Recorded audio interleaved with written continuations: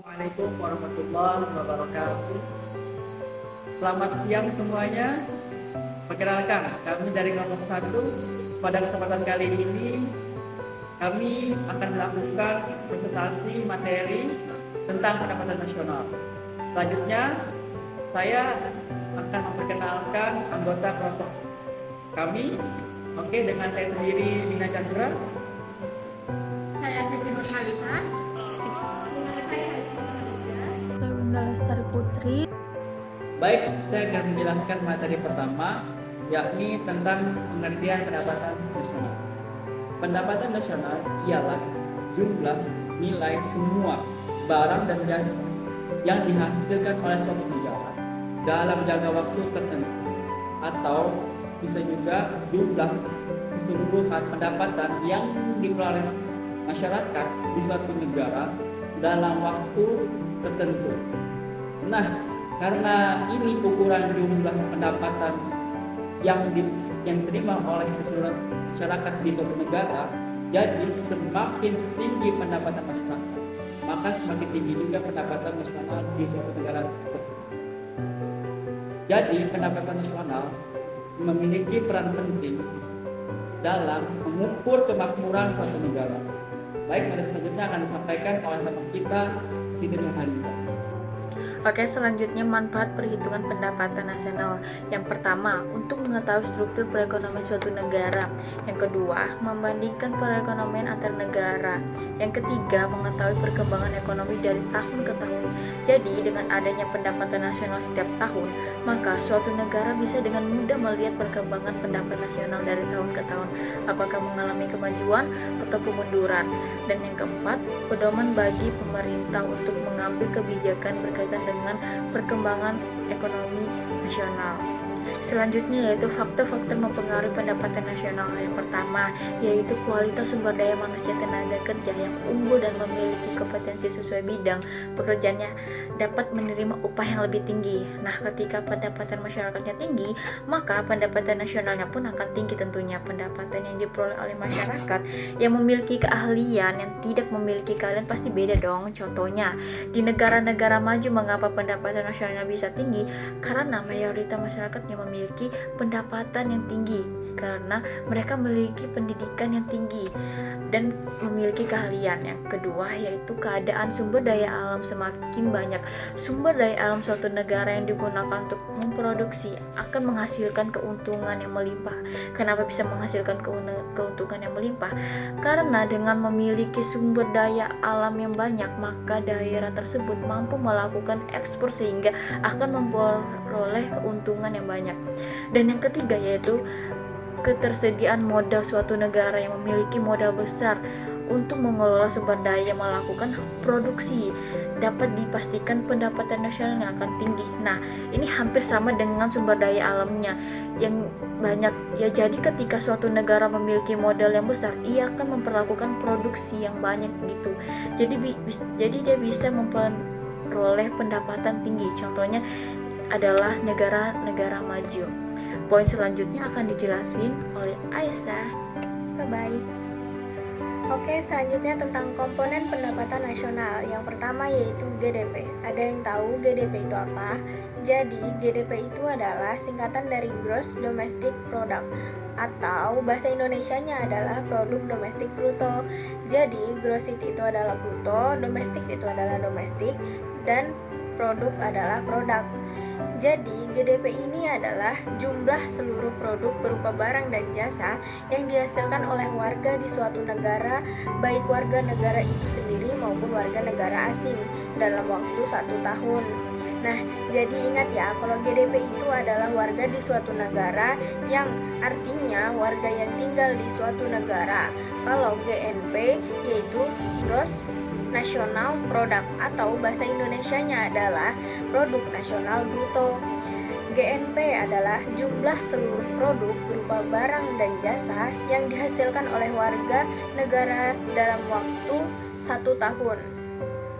Nah, bisa kan bedain warga di suatu negara dan warga negara. Jadi, kalau warga di suatu negara itu bisa warga lokal atau warga asing, sedangkan warga negara adalah seseorang yang memiliki kewenangan Contohnya, kalau misalnya warga di suatu negara, misalnya orang Amerika, orang Belanda, orang Singapura yang tinggal di Indonesia, itu bisa dihitung pendapatannya di GDP. Sedangkan kalau misalnya GNP itu kan warga negara, jadi orang yang kewarga negaraan tersebut misalnya mau menghitung pendapatan nasional negara Indonesia, warga negara Indonesia yang memiliki kewenangan di Indonesia baik tinggal di luar negeri seperti Singapura, Belanda atau Jerman, pendapatan itu dihitung. Tapi kalau warga negara asing yang tinggal di Indonesia untuk perhitungan GNP itu tidak dihitung. Paham kan sampai di situ? Masuk ke contoh soal, perhatikan data berikut. Dalam triliun rupiah, GDP 1.600, penyusutan 120, pajak langsung 240, pajak tidak langsung 90, pendapatan masyarakat Indonesia di luar negeri 80, pendapatan warga negara asing di Indonesia 140. Berdasarkan data tersebut, hitunglah besarnya net national income atau yang biasa disingkat NNI. Jadi kalian harus tahu rumus NNI apa? Rumus NNI sama dengan NNP dikurangi pajak tidak langsung. Nah, coba kalian cari, ada nggak nih NNP-nya? Nggak ada ya. Yang ada pajak tidak langsungnya 90 triliun. Nah, berarti tugasnya kita harus mencari nilai NNP. Karena nilai NNP-nya belum diketahui, apa rumus mencari? NNP. NNP sama dengan GNP dikurangi penyusutan. Sekarang kita cari, ada nggak nilai GNP? Nggak ada kan? Kalau penyusutan ada nih, penyusutan 120 triliun. Berarti kita harus mencari dulu nilai GNP-nya. Apa rumus mencari GNP? GNP sama dengan GDP dikurangi faktor neto dari luar negeri. Nah, ada nggak nilai GDP-nya? Ada ya, nilai GDP-nya 1.600 triliun. Kemudian faktor neto dari luar negeri ada nggak di sini? Faktor dari luar negerinya nggak ada ya.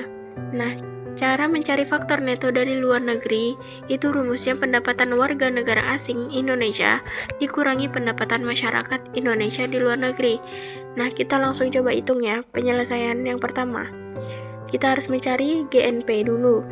Nah, GNP sama dengan GDP dikurangi faktor neto dari luar negeri. GDP tadi berapa? 1.600 dikurangi faktor neto dari luar negeri pendapatan warga negara asing di Indonesia 140 triliun dikurangi pendapatan masyarakat Indonesia di luar negeri 80 triliun. Nah, berarti 1.600 dikurangi 60, jadi 60 ini hasil dari 140 dikurangi 80, hasilnya yaitu 1.540. Jadi nilai GNP-nya adalah 1.540. Setelah diketahui nilai GNP, barulah kita bisa menghitung nilai NNP. Sama dengan GNP dikurangi penyusutan. Nah, tadi nilai GNP-nya kan 1.540, dikurangi penyusutannya 120 triliun, hasilnya 1.420. Nah, karena udah ketemu nilai NNP-nya, barulah kita bisa menghitung nilai NNI. NNI sama dengan NNP dikurangi pajak tidak langsung. Nah, nilai NNP-nya 1.420 triliun dikurangi tadi pajak tidak langsungnya 90 triliun. Jadi 1.420 dikurangi 90 hasilnya 1.130 triliun. Jadi nilai NNI adalah 1.130 triliun. Materi yang terakhir yang akan dibahas oleh Winda Lestari. Di sini saya akan menjelaskan tentang pendapatan per kapita. Pendapatan per kapita adalah indikator atau tolak ukur dalam mengukur tingkat kesejahteraan masyarakat pada suatu negara. Jadi pendapatan per kapita adalah total penghasilan negara yang dibagi dengan jumlah seluruh penduduknya sehingga diketahui pendapatan rata-rata penduduk tersebut. Semakin tinggi nilai pendapatan per kapita suatu negara, artinya masyarakat tersebut semakin makmur. Contohnya, pendapatan per kapita Indonesia masih tergolong rendah jika dibandingkan dengan negara-negara tetangga seperti Malaysia dan Singapura. Dan ada beberapa fungsi dari pendapatan per kapita ini. Yang pertama, mengetahui tingkat kemakmuran negara dan masyarakatnya. Seperti yang sudah dijelaskan, bahwa pendapatan per kapita akan menampilkan hasil pendapatan rata-rata masyarakat suatu negara. Dan demikian, fungsi dari pendapatan per kapita adalah mengetahui tingkat kemakmuran suatu negara dan masyarakatnya. Yang kedua, mengukur kelancaran pelaksanaan aktivitas ekonomi negara. Fungsi pendapatan per kapita adalah mengukur kelancaran pelaksanaan aktivitas ekonomi suatu negara, sebab pendapatan suatu negara tidak lepas dari berbagai kegiatan ekonomi. Dan yang ketiga, mencerminkan situasi ekonomi masyarakat dan negara dalam waktu tertentu. Suatu negara pasti memerlukan informasi terkait hasil kegiatan dan kondisi ekonominya. Dan yang keempat, dasar pengambilan kebijakan di masa mendatang. Salah satu fungsi pendapatan per kapita adalah sebagai dasar pengambilan kebijakan di masa mendatang, sebab pendapatan per kapita mencerminkan kondisi kemakmuran penduduknya. Sekian, mohon maaf jika ada salah-salah kata. Wassalamualaikum warahmatullahi wabarakatuh.